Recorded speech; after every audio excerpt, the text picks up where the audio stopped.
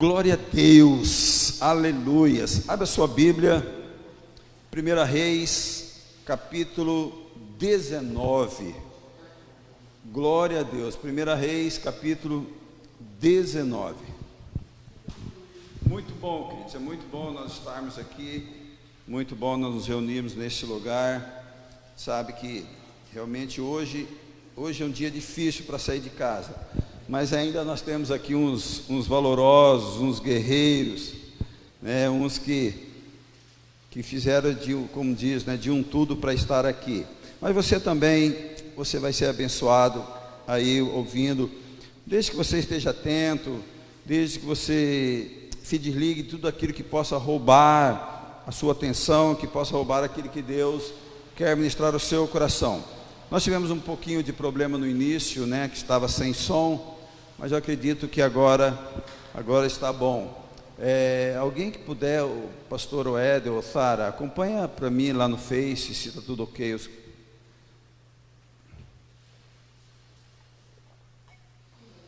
Glória a Deus. Você pode colocar também o seu pedido de oração. 1 Reis capítulo 19. Vamos ler do versículo 1. Vamos ler do versículo, até o versículo 18. 1 Reis. Logo também, queridos, domingo passado nós oramos por uma família, né, que a irmã Dagmar, ela colocou para nós estarmos orando. Nós oramos aqui na igreja, a família da Eliane, se eu não me engano, Eliane ou Elaine.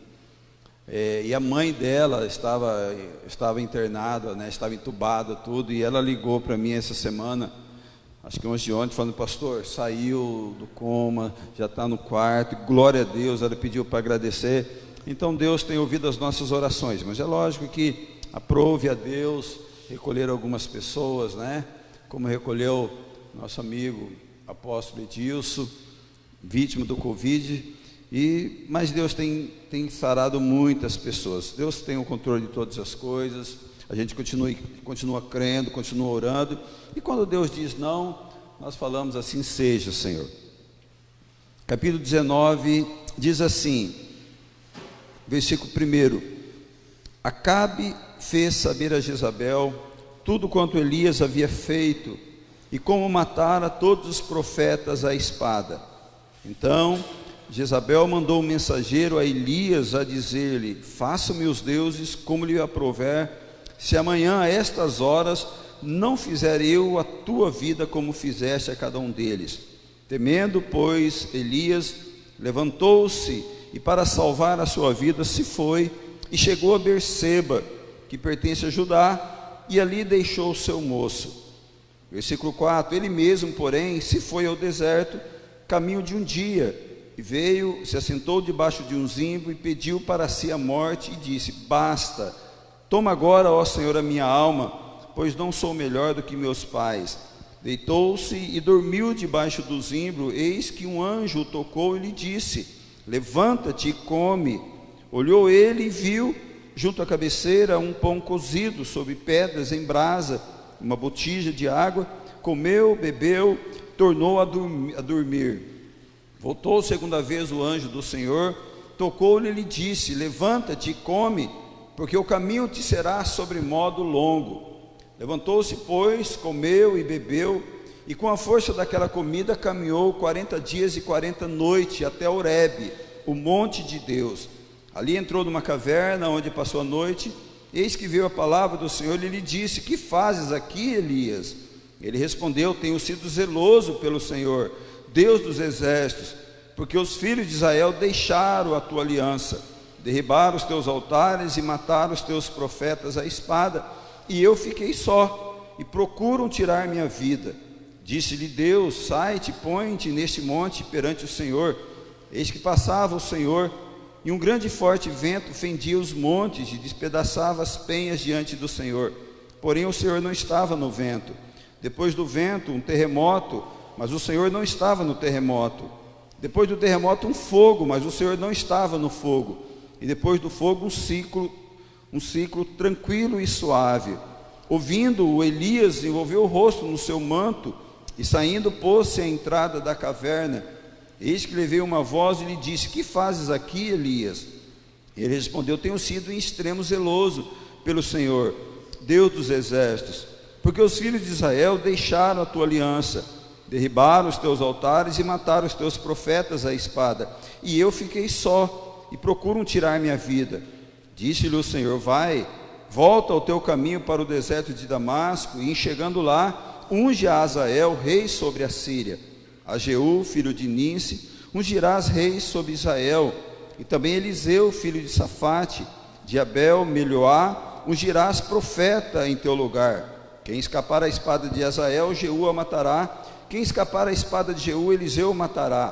Também conservei em Israel 7.000, todos os joelhos que não se dobraram a Baal, e toda a boca que não o beijou. Nem feche os seus olhos, se possível, você que estiver na sua casa também. Você ore a Deus nesse momento para que esta palavra alcance o teu coração, que esta palavra venha vir como uma resposta àquilo que você colocou como clamor diante de Deus, nesses momentos de dificuldade, de crise, nesses momentos difíceis, e você tem clamado a Deus uma palavra, que esta palavra venha ao encontro desta necessidade. Pai, no nome de Jesus, nós te louvamos, Senhor. Nós te louvamos pelo privilégio, primeiro, de estarmos aqui no teu templo, nos reunindo, Pai, como igreja. Aqueles que ficaram em casa, aqueles que estão assistindo, meu Deus, pelas redes sociais, que esta palavra, Pai amado Deus, da mesma forma, alcance, Seu Deus, essas vidas, venha trazer um renovo, venha trazer refrigério, venha trazer cura, venha vir como uma resposta, Pai, à angústia, ao sofrimento, meu Deus, deste povo. Que o teu nome, Pai, seja glorificado nesta noite, através desta palavra, Senhor, no nome de Jesus, amém. Irmãos, eu quero, nessa primeiro elo desta campanha, primeiro nós vamos falar sobre crise, vencendo a crise no meio vencendo em meio às crises. E a grande questão, mas o que é crise? O que é crise? A crise, irmãos, na realidade, ela é um conceito. É um conceito que ela envolve todas as áreas, sociologia, que é a questão do ser humano, há crises na economia, há crises, queridos, na política, há crises na medicina. Então, a crise ela é um conceito e ela se caracteriza como uma situação de mudança, né? Ela não necessita, essa crise chega e precisa haver um posicionamento. E essa crise, queridos, ela exige um esforço, ela exige um posicionamento para manter um equilíbrio, uma estabilidade. Ou seja, para sairmos da crise, queridos, depende de como agirmos. De como que nós agimos. Nós podemos agir e ter resultados positivos ou negativos diante da crise. A forma como você reage diante dela, a forma como você reage diante desse momento de crise, vai determinar o resultado dela. Por exemplo, você que conhece a história, você sabe que a Alemanha no Japão, inclusive em agosto, 6 de agosto, a primeira, e 9 de agosto, a segunda, foi lançada uma bomba atômica sobre Hiroshima e Nagasaki. Destruiu, estabeleceu-se uma crise. Mas o Japão, queridos, esta crise gerou uma transformação no Japão, e o Japão chegou ao que é hoje. Claro que teve ajuda americana e tantas outras coisas, mas foi o posicionamento dela. A Alemanha, depois da guerra também, o que é a Alemanha hoje? Um país que praticamente foi destruído. Por outro lado, tem países, queridos, que vieram algum tipo de crise e o posicionamento que eles tomaram, nunca mais se levantaram. Porque determina a forma como você reage diante da crise. Um grande problema, queridos, que nós temos a nível de Brasil, que o brasileiro, na realidade, ele se ajusta a tudo, né? O brasileiro tem uma facilidade de se ajustar. Então, muitas vezes vem uma crise, muitas vezes a ação dele, ele não faz nada, ele simplesmente se ajusta, ele aceita. Vem uma crise financeira, ele se ajusta, ele diminui as despesas. Vem uma enfermidade física, ele aceita aquela enfermidade, ele se acostuma com ela, porque, infelizmente, irmãos, é uma característica de muitos brasileiros. Mas tem muitos brasileiros que reagem. Tem muitos brasileiros que reagem positivamente e negativamente. Tem muitos brasileiros, meus irmãos, que no momento da crise, eles criaram grandes empresas, porque no momento da crise ele parou para pensar: como que eu vou resolver isso?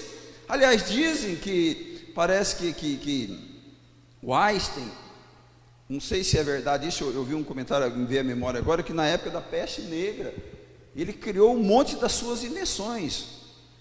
No momento que estava todo mundo desesperado, ele estava criando alguma coisa. Mas tem pessoas também que no momento da crise, na realidade, ele se desespera e ele se destrói. Um outro exemplo, nós de março para cá, irmãos, nós viemos uma crise eclesiástica ou espiritual. Por quê? Veio uma crise, veio uma realidade. A igreja fechou as portas, foram impedidas muitas pessoas de estarem na igreja. Algumas pessoas se acomodaram ou se ajustaram a isso, né? Eles nem foram para o mundo, mas eles também não se fortaleceram, eles se adaptaram, né? Alguns se alimentam apenas com live, não ora, não lê Bíblia, mas se ajustou. Para ele está bem com Deus.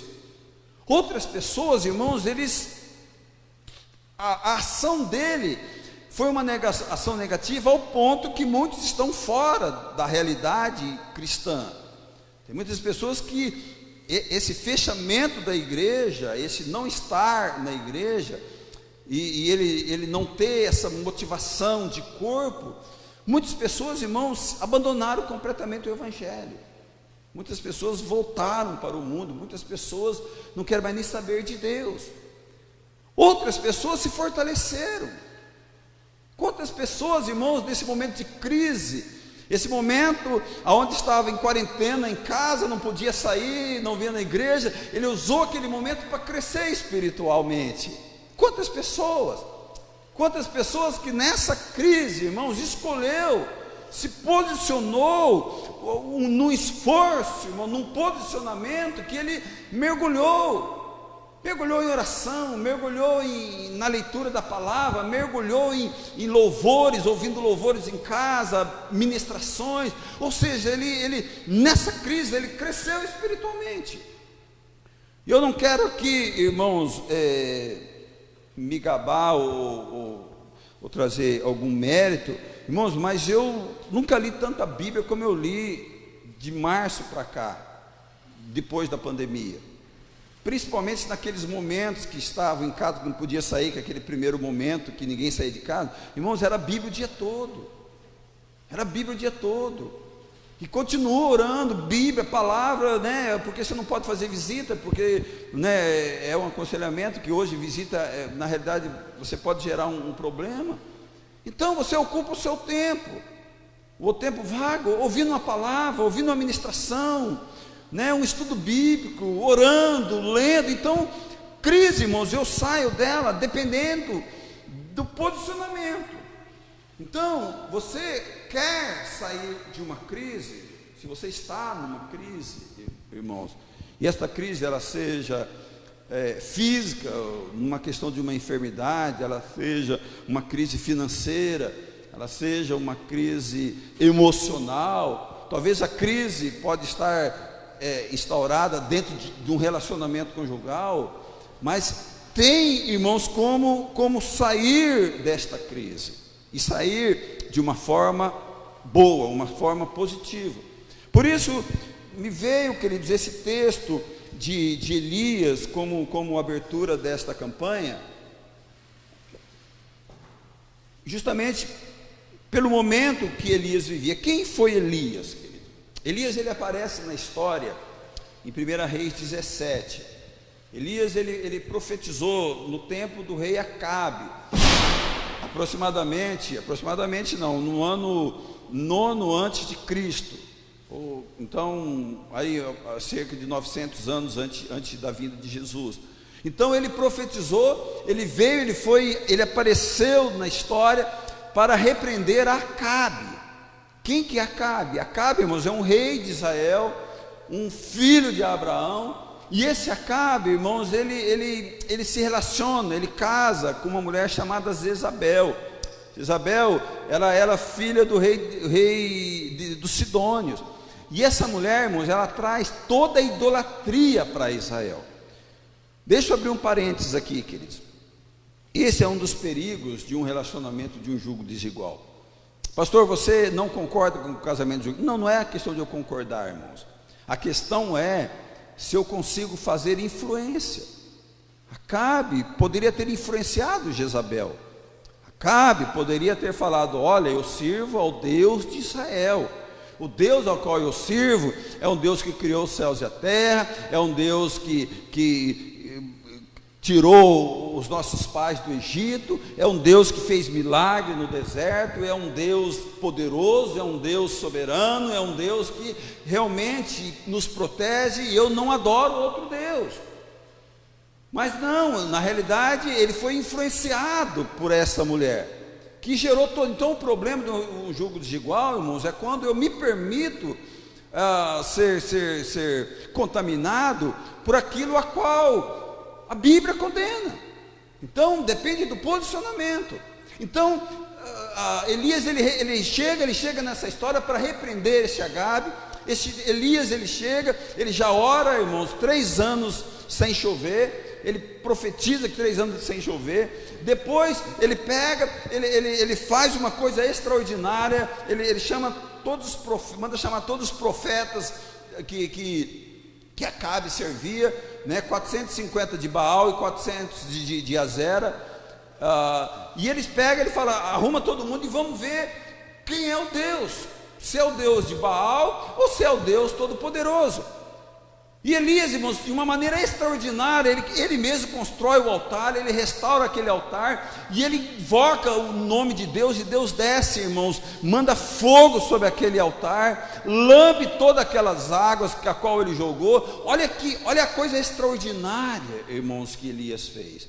E Elias depois ele ora e volta a chover, mas dali a pouco, irmãos, Elias ele está, né, ali na sua vida, e aparece, aí a gente entra na história, irmãos, essa Jezabel, né? Essa história chega para Jezabel daquilo que Elias tinha feito, de matado os seus profetas. E esse homem, irmãos, com tudo aquilo que ele fez, ele entra em crise, irmãos, porque Jezabel fala para ele logo no versículo 2: manda um mensageiro a Elias dizer: faça-me os deuses como lhe aprouver, se amanhã estas horas eu não fizer a tua vida como fizeste a cada um deles. Ou seja, manda avisar Elias que eu vou matá-lo da mesma maneira que ele matou os meus profetas. Esse homem, irmãos, que vivia, né, todo esse auge no tempo a qual ele profetizou, todas as coisas extraordinárias, agora ele se desestrutura, irmãos, completamente. Logo no versículo 3, ele diz que Elias temeu. Esse homem que enfrentou 850 profetas, agora teme uma mulher. Está certo que ela é uma mulher endemoniada. É interessante, queridos, nós vermos isso.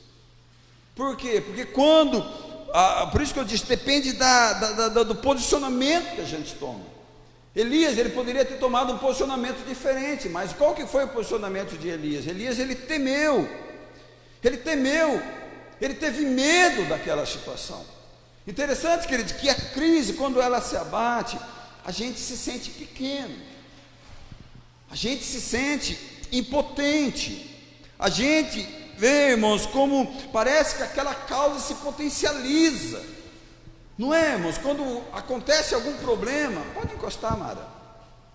Quando acontece alguma coisa, parece que, porque quando é com os outros, irmãos, é maravilha. Agora, quando é com a gente, parece que o problema cresce. Quando o problema se estabelece dentro da nossa casa, irmãos, o problema parece que se potencializa. Então, o problema é que a crise, irmãos, ela pode nos desestruturar. Por isso, irmãos, depende do nosso posicionamento. Elias, ele temeu, ele não só temeu, a Bíblia diz que ele se levantou e foi para salvar a sua vida. Ou seja, irmãos, ele fugiu. A história que ele tinha, irmãos, ele poderia ter tomado um posicionamento diferente, mas Elias fugiu.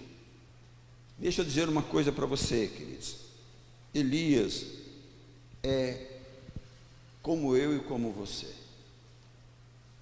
Tiago, capítulo 5, 17, que diz, acho que eu até anotei esse versículo aqui. Elias, homem semelhante a nós, sujeito aos mesmos sentimentos. Ou seja, o mesmo sentimento, irmãos, que Elias tem, eu e você pode ter no momento da crise. E o mesmo posicionamento que Elias teve, eu e você podemos tomar. Então, qual que foi o posicionamento dele, irmãos? Ele resolveu fugir. Ele poderia confrontar. Elias, irmãos, ele poderia fazer como salmista. Como o salmista que diz no versículo 27:2, quando os malfeitores me sobrevêm, ou seja, quando a crise se estabelece, os meus opressores, os meus inimigos, é ele que tropeça e cai. Ainda que um exército se acampe contra mim, não temerei. Se estourar contra a minha guerra, nele confiarei.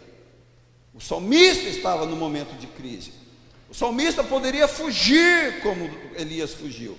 O salmista poderia temer como salmista, como Elias temeu. Mas ele preferiu, queridos, se posicionar como Davi diante de Golias. Todo o exército de Israel, irmãos, fugia de Golias. Davi chega, ele olha e fala: quem é esse incircunciso filisteu? Quem é este? Deixa que eu resolvo esta situação. O que você está fazendo, irmãos, diante da crise? Você está se acovardando diante dela? Você, diante da crise, irmãos, você está esquecendo as vitórias que você já teve em Cristo? Será que diante da crise, irmãos, você está esquecendo aquilo que você já foi em Cristo? E ao invés disso, você está temendo. Em vez disso, o teu posicionamento, irmãos, é um posicionamento de fuga. Por isso, irmãos, a primeira coisa que nós aprendemos desse texto é um posicionamento de confrontamento. Você quer vencer a crise, irmãos? Se posicione de uma forma diferente. Você quer vencer a crise? Se posicione de uma forma diferente. Elias, ele não fugiu apenas. Elias quis morrer. Elias chegou um momento, queridos, que ele disse: basta, basta. Eu não suporto mais. Basta. Elias chegou no momento da crise, irmãos, dizendo: olha, eu não sou melhor do que os meus pais. Elias estava falando, depois de tudo que ele fez, ele falou assim: olha, eu não sou melhor, ou seja, eu sou pior que os meus pais que no deserto murmuraram, os meus pais que no deserto te negaram, os meus pais que no deserto não reconheceram o teu poder. Então eu posso, irmãos, no momento da crise, olhar para Deus e ver quem Deus é, olhar para Deus, querido, e não admitir uma derrota e falar: há uma solução. O problema é que Elias, aqui, até aqui, queridos, ele simplesmente admitiu a derrota. Simplesmente ele admitiu a derrota. Elias, no momento da crise, irmãos, afastou pessoas dele. Diz o texto que quando ele desce, ele deixa Geazi de Eliseu, ele deixa o seu moço em Berseba. As pessoas, quando elas entram em crise, irmãos, ao invés de estar perto de pessoas, elas se afastam de pessoas. Ao invés de ela estar junto de quem pode dar uma palavra amiga, de quem pode falar: vamos vencer, né? Vamos, olha, quem é essa mulher, Elias? Essa mulher não é nada diante do Deus que nós servimos, não. Mas Elias, irmãos, ele não quer, ele quis ficar só. Então eu posso, irmãos, no momento da crise, no momento da dificuldade, irmãos, me ajuntar com quem pode me favorecer, ou eu posso me esconder. Ou eu posso anular relacionamento. Talvez, queridos, eu estou falando com pessoas que estão exatamente nessa situação de crise. Pessoas que se afastaram de pessoas. Talvez eu estou falando com pessoas, queridos, que esqueceu tudo aquilo que já viveu em Deus, todas as experiências que já viveu em Deus, todos os milagres que já contemplaram em Deus. Talvez eu estou falando com pessoas, queridos, que estão no seu íntimo, no seu interior, dizendo: basta, eu não suporto mais, eu não sei o que fazer, eu não aguento. Pessoas que na realidade estão com medo desta crise, estão temerosos. Pessoas que, como Elias, admitiu a derrota: basta, eu não suporto, eu quero fugir, eu quero morrer. Mas tem, queridos, tem uma resposta para você. Tem uma resposta para você. Tem uma resposta para você que está em meio à crise e você não sabe o que fazer. Existe uma resposta para você. E esse texto nos mostra, queridos. Esse texto nos mostra por que eu posso tomar um posicionamento diferente diante da crise. Esse texto nos mostra por que eu não preciso fugir no momento da crise, mas confrontar esta crise. A primeira coisa que esse texto nos mostra: Deus não esqueceu de você. Você não está só. Elias não estava só. Elias estava fugindo. A Bíblia diz que ele foge, ele deita debaixo de um zimbro, e o anjo tocou-lhe e disse: levanta e come. E ele continuou, olhou e viu junto à cabeceira um pão cozido sobre pedras em brasa, uma botija de água, comeu e bebeu e tornou a dormir. Voltou segunda vez, o anjo do Senhor tocou-lhe e disse: levanta-te, come, porque o caminho te será sobremodo longo. Irmãos, Deus, Ele não abandonou Elias, e Deus não abandona a mim, não abandona você. Irmãos, isso é mais do que um motivo para eu, queridos, no momento da crise, saber que eu não estou só. Eu não estou só. Isaías 49:15 diz: porventura pode uma mulher esquecer-se tanto de seu filho que cria, que não se compadeça dele, do filho do seu ventre? Mas ainda que essa se esquecesse dele, contudo, eu não me esquecerei de ti. É o mesmo Deus, queridos. Talvez você está falando: pastor, eu estou sozinho, pastor, eu estou abandonado. Não, queridos, não. Deus está com você. Talvez você pode não estar percebendo, mas Deus, Ele não desiste, Deus não abandona. Olha o que diz o salmista 56, versículo 8, se você quiser abrir para ler comigo, salmista 56, verso 8, no momento do teu sofrimento, no momento da crise, no momento de desespero, ele diz assim: contastes os meus passos quando sofri perseguições, recolheste as minhas lágrimas no teu ódio, e não estão eles inscritos no teu livro. Irmãos, mesmo no momento do choro, mesmo no momento do desespero, Deus está ali colhendo, irmãos, as tuas lágrimas. Por quê? Porque Ele não te abandona. Deus não te abandona. Salmista, Salmo 121:4, ele diz: Ele não dormita e Ele não dorme, ou seja, Ele não cochila e Ele não dorme. Deus está de olho em mim e em você em todo o tempo. Deus estava de olho em Elias, queridos.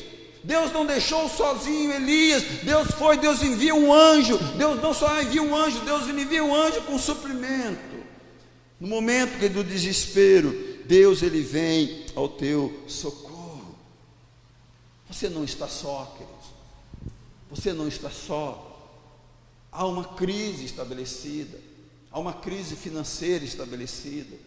Há uma crise, irmãos, espiritual estabelecida. O diabo está fazendo de tudo para invadir a sua vida, está fazendo de tudo para destruir os teus sonhos, destruir os teus valores, destruir a tua fé, destruir a tua força. Mas sabe uma coisa, meu irmão, você não está só. E outra coisa nós aprendemos nesse texto, irmãos: quando nós nos posicionamos, Ele nos sustenta e nos dá força para continuar. Você não caminha na força do seu braço. Você só comia na força do seu braço se você quiser, querido. Mas Deus, Ele está disposto a te ajudar, a te dar força. O versículo 7, a parte B diz: levanta-te e come, o caminho será sobremodo longo. Levantou-se, pois, comeu e bebeu, e com a força da comida caminhou 40 dias e 40 noites. Deus não te manda de qualquer forma, querido. Deus, Ele vai até Elias naquele momento de crise. Deus o visita, Deus o anima, Deus o fortalece através dos alimentos. Agora vai, caminha 40 dias e 40 noites. Irmãos, a palavra de Deus diz que quando você achar que não tem força, Ele te ajuda. Isaías 40, 29 diz: faz forte o cansado e multiplica as forças ao que não tem nenhum vigor. Você está sem força, queridos. Deus te trouxe para essa campanha para falar com você: olha, eu estou com você, eu vou te ajudar, eu vou te dar sabedoria, eu vou te dar ânimo, eu vou alegrar o teu coração. Você está cansado, eu vou te dar força, eu vou multiplicar a força. Irmãos, é uma resposta para as nossas necessidades. Irmão, só não sai da crise quem não quer, só não sai da crise quem foge dela, mas aquele que se dispõe, aquele que busca, aquele que quer, aquele que deseja. Meu irmão, Deus está falando: olha, você não está só, eu vou te tirar dessa situação, eu vou te dar força, eu vou te dar ânimo. Irmãos, por que eu posso me submeter a isso? Por que eu posso me posicionar nisso? Porque você não está só, e Ele te ajuda. E eu aprendo também, querido, especialmente nesse texto, que eu venço em meio à crise, quando eu fujo para a presença de Deus e não de Deus, para um lugar da adoração. A Bíblia fala que Elias vai para Horebe, o monte de Deus, também conhecido pelo monte de Moriá, o lugar das grandes experiências, lugar que Moisés teve, queridos, as grandes experiências dele quando ele estava escrevendo as tábuas, o lugar que ele viu a glória de Deus pelas costas, porque ele não podia ver diferente. Deus falou assim: Moisés, entra numa fenda, eu vou colocar minha mão sobre você e eu vou passar. Lugar onde Deus descia, lugar onde Deus se manifestava, e foi para lá que Elias foi. Quando é que eu saio das crises, irmãos? Quando eu não fujo de Deus, mas eu fujo para Deus. Meu irmão, a gente vê hoje os momentos da crise, ao invés das pessoas virem para Deus, virem para o altar, ao invés deles se ajustarem à presença de Deus, eles fogem de Deus, eles abandonam a fé, eles abandonam a família. Ao invés de ele trazer a sua família para o altar do Senhor, ele fala: melhor eu arrumar outro, é melhor eu arrumar outro. Ao invés de trazer os filhos para o altar, ele desiste dos filhos, ele desiste os filhos para o mundo. As pessoas, ao invés de trazer as suas necessidades, queridos, para o altar, as suas casas para o altar, muitas vezes eles querem ajustar as suas vidas com as coisas deste mundo.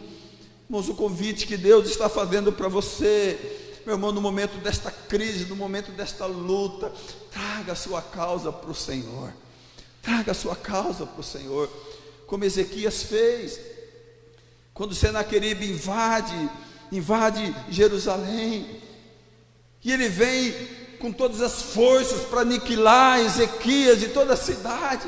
A Bíblia diz que Ezequias, queridos, ele leva aquela carta que Senaqueribe mandou para ele, com todas as afrontas, e ele leva para Isaías, e Isaías apresenta ao Senhor. Meu irmão, a tua crise, quando você coloca aos pés da cruz, a tua crise, o teu momento difícil, a tua dificuldade, a tua luta, quando você, queridos, traz na presença do Senhor, meu irmão, Ele compra a tua causa, Ele compra a tua causa, Ele te traz a resposta, Ele te traz a solução, Ele te traz alegria, Ele te traz ânimo, Ele te traz força, porque, queridos, na presença de Deus, irmãos, a alegria, irmãos, a tristeza salta de alegria, diz a palavra. Meu irmão, sabe por que eu preciso vir a presença dEle, irmãos? Porque Deus não abençoa quem está fugindo, irmãos. Deus não abençoa, irmãos, quem está abandonando. Ele só abençoa, irmão, depois de trazê-lo para a sua presença. Elias aqui era um fugitivo, e Deus o traz à sua presença. Só que no lugar da adoração, irmãos, é o lugar de confronto. O lugar da adoração é o lugar do confronto. É o lugar que ele chega, ele faz assim, fala para Elias: Elias, o que você faz aqui, Elias? Elias, o que você está fazendo aqui, Elias? Elias, você deveria estar cumprindo o teu chamado, Elias. Você foi chamado para isso. A Elias, irmãos, ele mostra a sua realidade, e ele diz o seguinte no versículo 10: Senhor, eu tenho sido zeloso pelo Senhor, Deus dos exércitos, porque os filhos de Israel deixaram a tua aliança, derribaram os teus altares, mataram os teus profetas à espada, e eu fiquei só e procuro tirar-lhe a vida. Irmãos, Elias estava falando para Deus: Deus, eu estou sozinho. Eu acredito que Deus possa ter falado para ele: Elias, você mesmo abandonou o teu companheiro lá atrás, Elias. Cadê aquelas pessoas, Elias, que estavam com você, quando você orou e eu fiz descer fogo sobre aquele altar? Elias, além disso, você não está sozinho. Nós vemos lá no final, Elias, tem 7.000, Elias, que não se prostraram diante de Baal, Elias. Sabe, irmãos, muitas vezes as pessoas, elas vêm para Deus, elas estão em Deus, mas elas colocam: Deus, eu estou sozinho. Deus, a igreja não me acolhe. Deus, a igreja não me percebe. Mas muitas vezes, a própria pessoa que rejeita o relacionamento. Elias abriu mão do seu jovem, queridos. Tem muitas pessoas, queridos, que por causa da crise estabelecida emocional, ela não se relaciona com ninguém, ela não se permite contato com ninguém.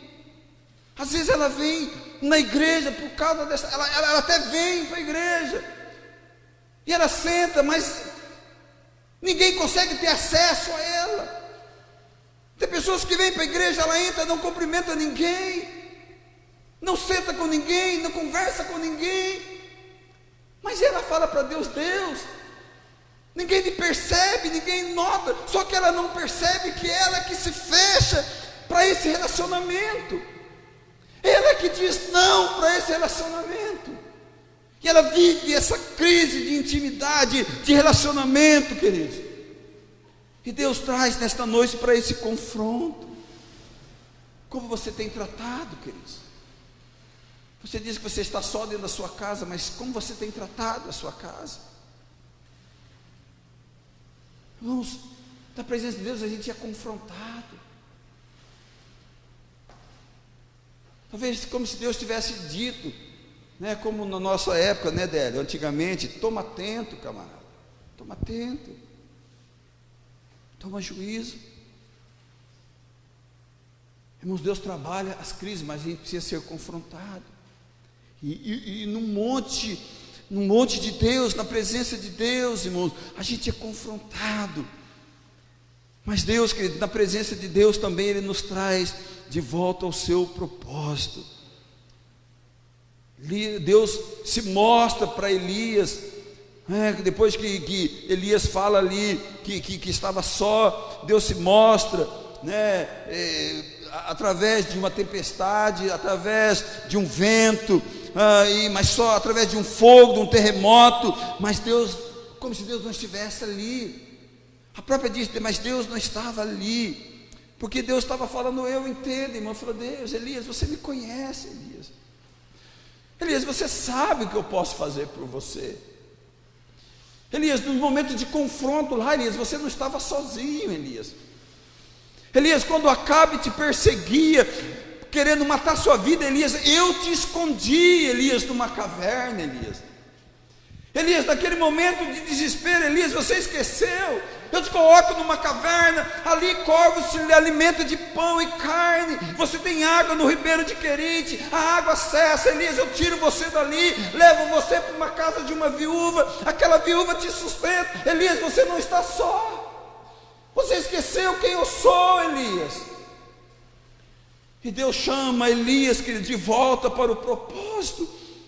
E disse no versículo 15: vai ao caminho para o deserto de Damasco, chegando lá unge Azael, e a Jeú, filho de Nício, ungirás rei sobre Israel, rei sobre a Síria e rei sobre Israel.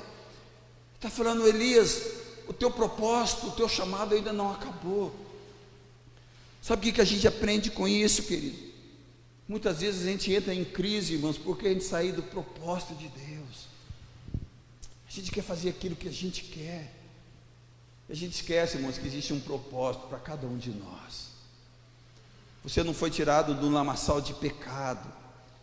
Você não foi tirado de um lamaçal de iniquidade, irmãos, para não fazer, para não ouvir e para não atender o chamado do Senhor, de adorá-lo, de te servir com toda intensidade.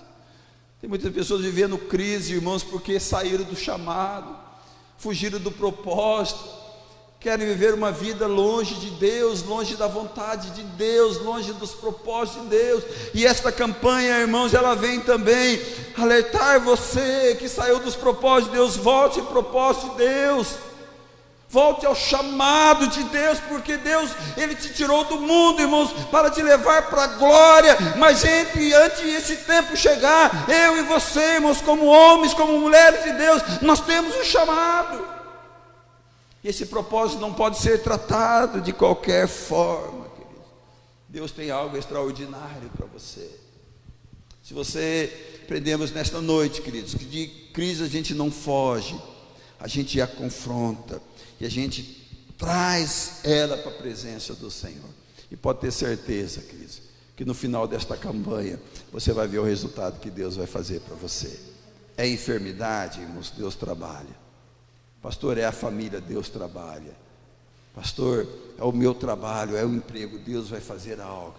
Deus vai te dar força, Deus vai te dar inteligência, vai te dar sabedoria para no momento da crise você fazer algo diferente. Deus vai fazer coisas extraordinárias, porque Ele não esqueceu.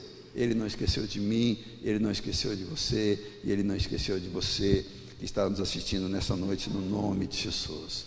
Coloque-se de pé, queridos. Coloque-se de pé.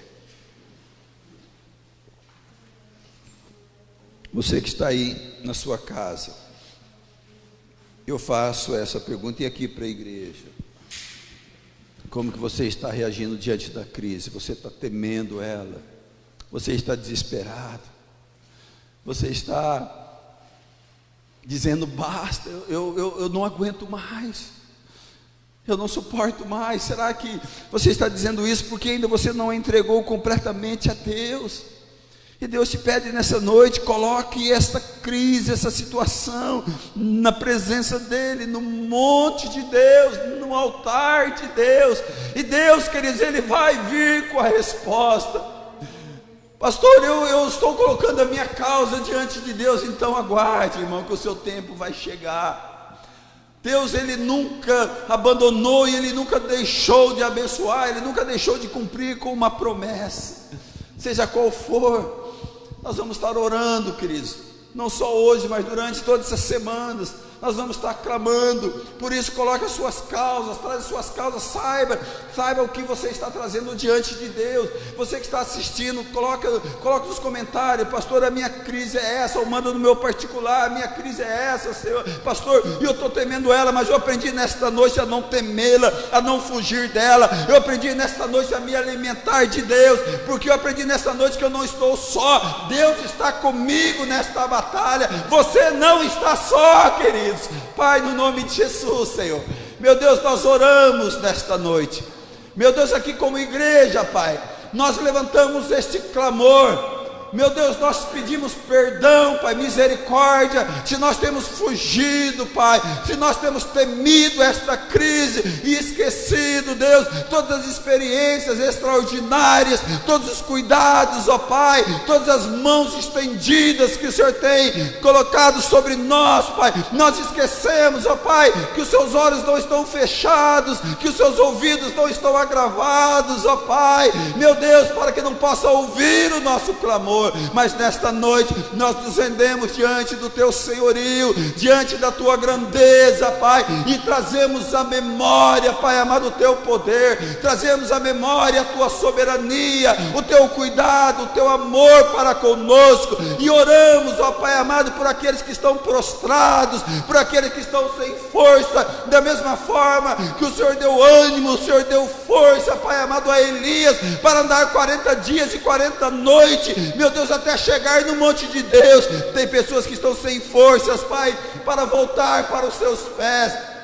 Tem pessoas, Pai, que estão sem forças, Pai, meu Deus, que o Senhor de alguma forma, Pai amado Deus, levanta pessoas, se preciso for, Pai, para que essas pessoas voltem, ó Pai, tenham força, tenham ânimo, tenham disposição a voltar a te adorar, Pai, a voltar a esperar e aguardar do Senhor, a confiar no Senhor, voltar a adorar, exaltar o teu santo nome, Pai. E nós damos liberdade para sermos confrontados nesta campanha, aquilo que o Senhor quer falar de nós e Pai, em nós, Pai, aquilo que o Senhor quer nos exortar, aquilo que o Senhor quer nos ensinar, fique à vontade, Pai. Nós damos liberdade, Pai, porque eu sei que no final, Pai amado, desta campanha, Senhor meu Deus, nós vamos vencer todas essas crises que se levantou, aqueles que nos ouvem, Pai, aqueles que estão enfermos. Nós queremos orar nesta noite. Quero orar, Deus, pela vida do Senhor João Moreno. Eu quero orar, Pai, este homem, Pai amado, como Elias, Pai, está dizendo basta para a vida,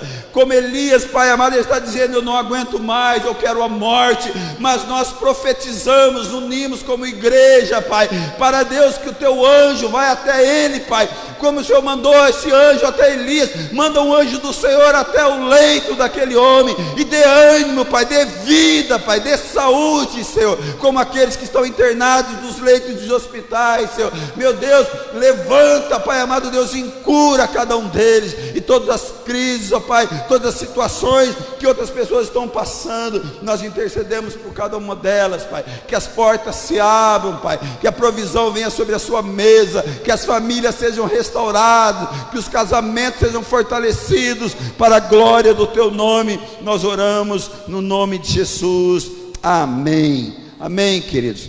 Que Deus abençoe a sua vida grandemente, que quinta-feira estejamos aqui reunidos. Você que não veio hoje, venha fazer esta campanha, não quebre esses elos. Eu tenho certeza que coisas extraordinárias Deus vai fazer na sua vida no nome de Jesus, amém? Que Deus os abençoe, que tenha um sono reparador no nome de Jesus. Eu tenho um Deus que não vai deixar essa luta me matar, o desespero me tomar. Por mais pressão que seja a situação, o controle ainda está na palma de suas mãos. Eu tenho um Deus